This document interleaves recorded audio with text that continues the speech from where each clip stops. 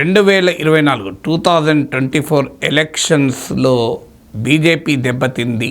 240 సీట్సే తెచ్చుకుంది. సంతగా మెజార్టీ రాలేదు. 63 సీట్స్ కోల్పోయింది. ఏ చిన్న అలైన్మెంట్లో మార్పు వచ్చినా బీజేపీ అధికారంలోకి వచ్చేదే కాదు. బీఎస్పీ ఇండియా కూటమిలో ఉంటే మోడీ మళ్ళీ ప్రైమ్ మినిస్టర్ అయ్యేవాడు కాదు, బీజేపీ పవర్లోకి వచ్చేదే కాదు అని ఇటీవల రాహుల్ గాంధీ వ్యాఖ్యానించాడు. నిజం కూడా. యూపీలో 16 సీట్స్లో ఇండియా కూటమికి బీజేపీకి మధ్య ఉన్న మార్జిన్, అంటే బీజేపీ విన్నింగ్ మార్జిన్ కన్నా బీఎస్పీకి ఎక్కువ ఓట్లు వచ్చాయి. అలాగే నితీష్ కుమార్ ఇండియా కూటమిలో ఉన్న బీహార్లో ఎన్డీఏ దెబ్బతినేది. ఈవెన్ చంద్రబాబు నాయుడు ఎన్డీఏలో చేరకపోయినా మోడీ ప్రైమ్ మినిస్టర్ అయ్యేవాడక థర్డ్ టైం. ఇంత ఇంపాక్ట్ చూపటానికి ముఖ్యమైన కారణం ఉత్తరప్రదేశ్. రాజస్థాన్లో కొంత బీజేపీ దెబ్బతిన్నది, హర్యానాలో దెబ్బతిన్నది. రాజస్థాన్లో 11 సీట్స్ కోల్పోయింది. 2014-19లో 25 సీట్స్ గెలుచుకుంది, అని 2024లో 11 సీట్స్ కోల్పోయింది. హర్యానాలో 2014-2019లో 10 సీట్స్ గెలుచుకుంది. ఈసారి 24లో 5 సీట్స్ కోల్పోయింది. మహారాష్ట్రలో భారీగా దెబ్బతిన్నది. 48 సీట్స్లో ఓన్లీ 17 గెలుచుకున్నది. కానీ అన్నిటికన్నా ఎక్కువ దెబ్బతిన్నది యూపీలో.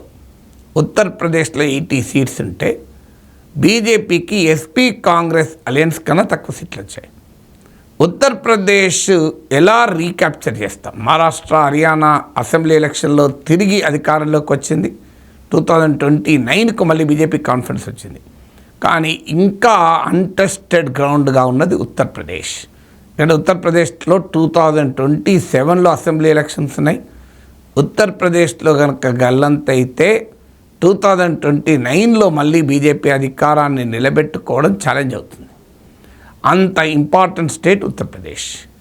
ఆ స్టేట్లో అతిపెద్ద పొలిటికల్ పరిణామం ఏంటి అంటే బీఎస్పీ డిక్లైన్.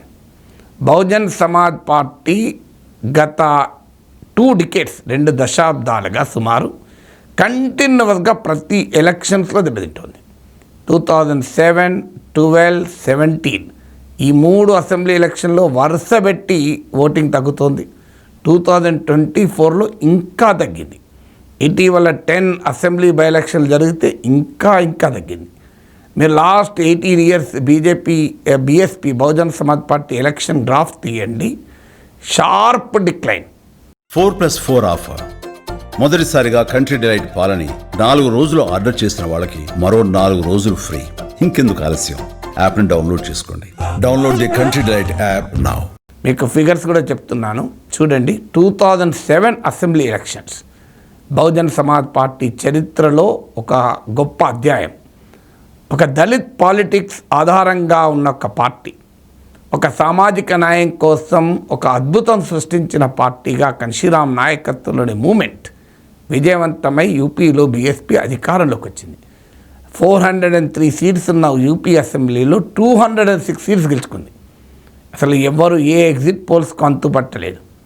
కారణం ఏంటంటే ఒక బ్రాడ్ సోషల్ కోయలిషన్ అంటే దళిత్ ఓటు ఒక ఆధారంగా, దళిత్ ఓటు కేంద్రంగా ఒక విశాలమైనటువంటి సోషల్ అలియన్స్ను బీఎస్పీ నిర్మించగలిగింది.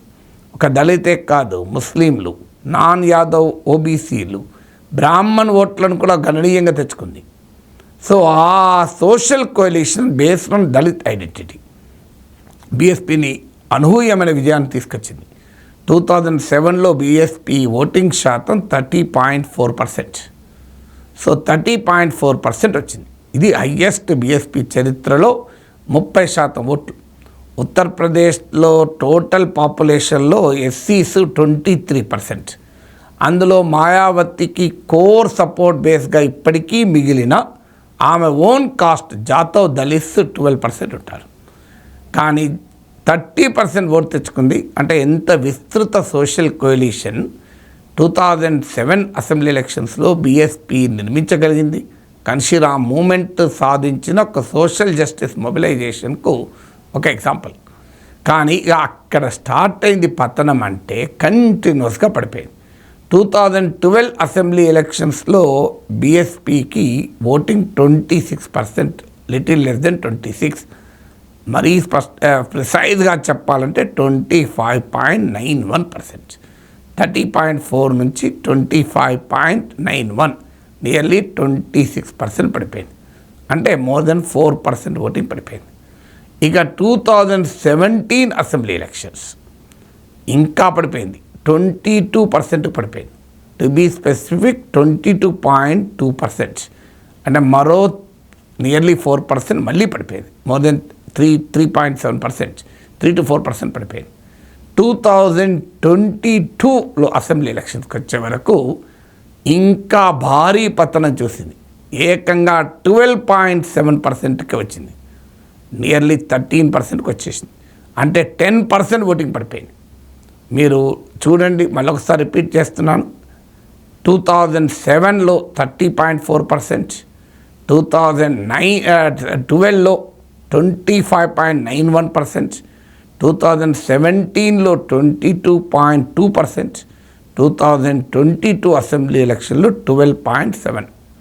సో ఇంత స్పష్టంగా మీకు ఒక 15-year పీరియడ్లో 2007 నుంచి 2022 మధ్య కాలంలో 30% నుంచి నియర్లీ 13% పడిపోయింది. మోర్ దెన్ హాఫ్ ఓటు కోల్పోయింది.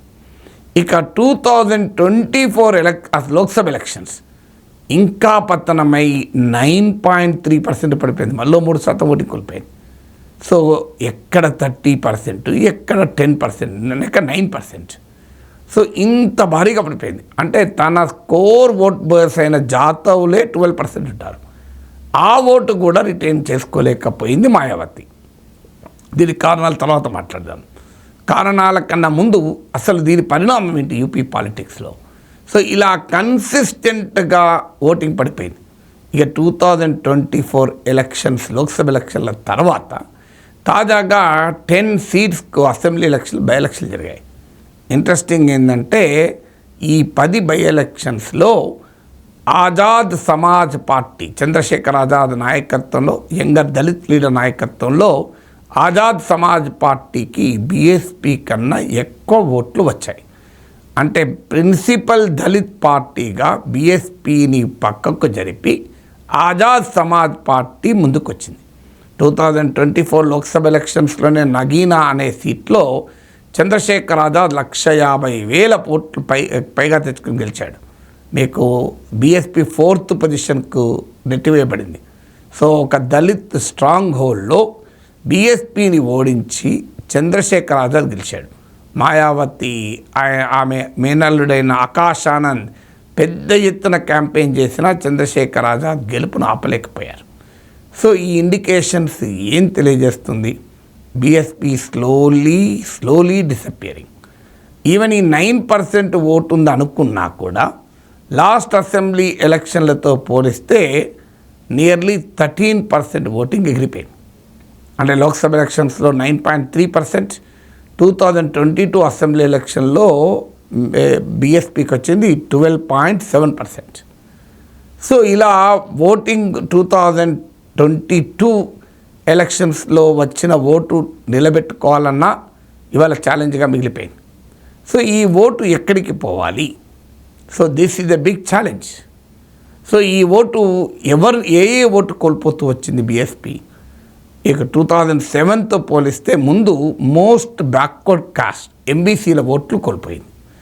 ఎంబీసీల ఓట్లు మెయిన్గా నాన్ యాదవ్ కాంబినేషన్లో భాగంగా బీజేపీ తెచ్చుకోగలిగింది.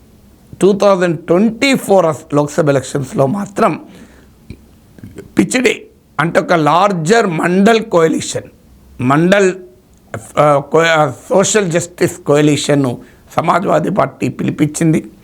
యాదవ్ డామినెంట్ పార్టీగా కాకుండా వెనుకబడిన వర్గాల పార్టీగా ఎమర్జ్ అయి ఈ ఎంబీసీ ఓట్, మోస్ట్ బ్యాక్వర్డ్ కాస్ట్లలో ఒక గణనీయమైన ఓటింగ్ను బీజేపీ నుంచి కూడా సమాజ్వాదీ పార్టీ తెచ్చుకుంది.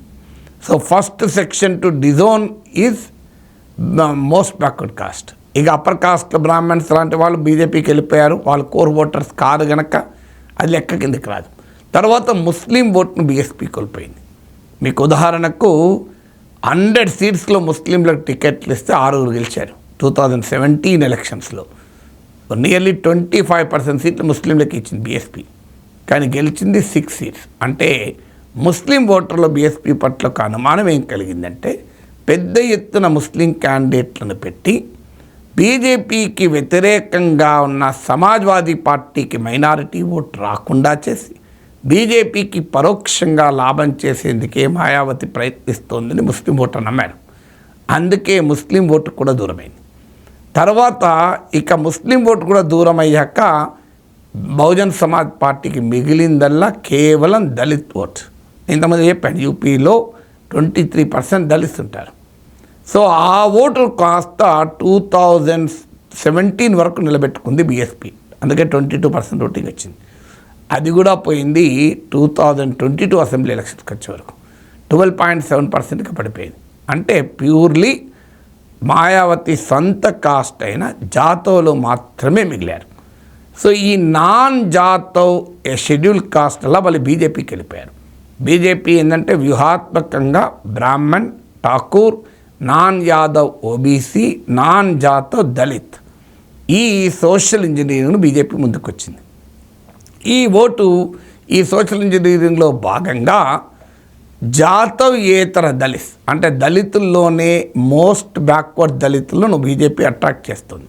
దీన్ని సబల్టన్ హిందుత్వ అంటారు, ఇంక్లూజివ్ హిందుత్వ అంటారు. ఎస్సీ వర్గీకరణ పైన బీజేపీ ఛాంపియన్ చేయడం కూడా ఈ రాజకీయ వ్యూహంలో భాగమే. అందుకే తెలంగాణలో మందకృష్ణ మాదిగను నాయకత్వంలో మాదిగ పోరాటానికి బీజేపీ మోడీ వచ్చి మద్దతు ఇచ్చారు. కృష్ణన్న నాయకత్వంలో పనిచేస్తానని మాట్లాడాడు. మందకృష్ణ మాదిగకు పద్మ అవార్డు ఇచ్చారు. సో ఆఖరికి ఎస్సీ వర్గీకరణ సుప్రీంకోర్టు తీర్పుతో సాకారం అయింది. ఈ ప్రక్రియ అంతా బీజేపీ సోషల్ ఇంజనీరింగ్లో భాగం. ఎందుకంటే డామినెంట్ దళిత్ గ్రూప్ అయిన జాతవులకు కాకుండా నాన్ జాతవ్ దళిత్, ఇప్పుడు మనకు తెలుగు రాష్ట్రాల్లో మాలలు కాకుండా మాదిగల్ని ఇతర ఉపకులాలని మొబిలైజ్ చేయడం. సో యూపీలో ఆ సెక్షన్ కాస్త నాన్ జాతవ్ దళిత్ కూడా బీఎస్పీ డిజైన్ చేసుకుంది. బీఎస్పీని అంటే మొదలు మోస్ట్ బ్యాక్వర్డ్ కాస్ట్ వెళ్ళిపోయారు, తర్వాత ముస్లిమ్స్ వెళ్ళిపోయారు, తర్వాత నాన్ జాతవ్ దళిత్ వెళ్ళిపోయారు. ఇక మిగిలింది ఎవరు? ఆ జాతవులు కూడా పోవడం మొదలైంది. అందుకే మీరు గమనించండి, యూపీ జనాభాలో 12% జాతవులు ఉంటారు, మాయావతి ఓన్ కాస్ట్. కానీ 2024 లోక్సభ ఎలక్షన్లో బీఎస్పీకి వచ్చిన ఓటింగ్ ఎంత? 9.3%. అంటే సొంత ఓన్ జాతవ్ ఓటు కూడా కోల్పోతుంది. ఈ జాతవ్ ఓట్ను సమాజ్వాదీ పార్టీ లాక్కుంటుంది. ఈవెన్ నాన్ జాతవ్ దళిత్ ఓట్లను కూడా ఇటీవల సోషల్ జస్టిస్ పాలిటిక్స్లో భాగంగా ఎస్పీ కాంగ్రెస్ అలయన్స్ భారీ ఎత్తున దళిత్ ఓటు తీసుకుంది. దీని క్లాసిక్ ఎగ్జాంపులే మీకు అయోధ్య సీట్లో ఒక జనరల్ సీట్లో ఎస్సీని పెట్టి ఎస్పీ గెలిపించుకోగలిగింది, అవధేష్ ప్రసాద్ అని. ఇతను పార్సీ కమ్యూనిటీ, నాన్ జాతవ్ దళిత్ కమ్యూనిటీకి చెందిన వ్యక్తి. సో అయోధ్య అసెంబ్లీ సెగ్మెంట్ ఉన్న లోక్సభ సీట్ను సమాజ్వాదీ పార్టీ గెలుచుకుంది. సో ఇలా సోషల్ జస్టిస్ కాన్స్టిట్యూషన్ ఖత్రే మే హై, రిజర్వేషన్లను బీజేపీ రద్దు చేస్తుందన్న క్యాంపెయిను, సోషల్ జస్టిస్ క్యాంపెయిన్ వల్ల అసలు మీకు ఎస్పీ కాంగ్రెస్ అలయన్స్ బీఎస్పీ కోల్పోయిన ఓట్ను కొంత తీసుకుంది, కొంత బీజేపీ తీసుకుంది, కొంత ఆజాద్ సమాజ్ పార్టీ తీసుకుంది. ఇలా బీఎస్పీ కోల్పోతున్న ఓటు అన్ని వైపులా వెళ్ళిపోతుంది. SP, Congress, Azad Samaj Party, BJP ఏ ఒక్కరికి కన్సాలిడేట్ అయినా పరిణామాలు వేరే ఉండేవి. 4 దిక్కుల బీఎస్పీ ఓటు కాస్త వెళ్ళిపోతుంది. ఇప్పుడు కాంగ్రెస్ పార్టీ కూడా మాయావతి పట్ల సానుకూలంగా స్పందించారు. మాయావతి కనుక మా ఎంబడి ఉంటే, బీఎస్పీ కనుక ఇండియా ఎంబడి ఉంటే బీజేపీ అధికారంలోకి రాకపోయేదని ప్రకటించాడు. సో అంటే బీఎస్పీ పతనం ఉత్తరప్రదేశ్ రాజకీయాలపైన ఇంత ప్రభావం చూపుతుంది. మరి బీఎస్పీ ఎందుకు దెబ్బతింటోంది? దీనికి మొదటి కారణం ఫ్యామిలీ ఫ్యూడ్. సో అసలు డైనాస్టిక్ పాలిటిక్స్ ఎప్పుడైతే మాయావతి మొదలుపెట్టిందో, వారసత్వ రాజకీయాలు, మేనల్లుడు ఆకాష్ ఆనంద్ను తీసుకొచ్చి పార్టీ నాయకత్వంలో కూర్చుండబెట్టిందో, బీఎస్పీలో చాలా సీనియర్ నేతలు దూరమయ్యారు. రెండవది ఆకాష్ ఆనంద్తో కూడా మళ్ళీ మాయావతికి విభేదాలు వచ్చాయి. ఇటీవల ఆకాష్ ఆనంద్ను, ఆయన ఫాదర్ ఇన్ లాను, ఇద్దరిని కూడా సస్పెండ్ చేసింది బహుజన్ సమాజ్ పార్టీ. సో మూడవది ఆర్గనైజేషనల్ పూర్తిగా వీక్ అయింది. నాలుగవది మాయావతి సీన్లో లేకుండా పోయింది. ఈడీ, సిబిఐ కేసులు, బీజేపీ ఒత్తిళ్ల వల్ల ఆమె పొలిటికల్ యాక్షన్లో లేకుండా పోయిందన్న విమర్శలు కూడా వచ్చాయి.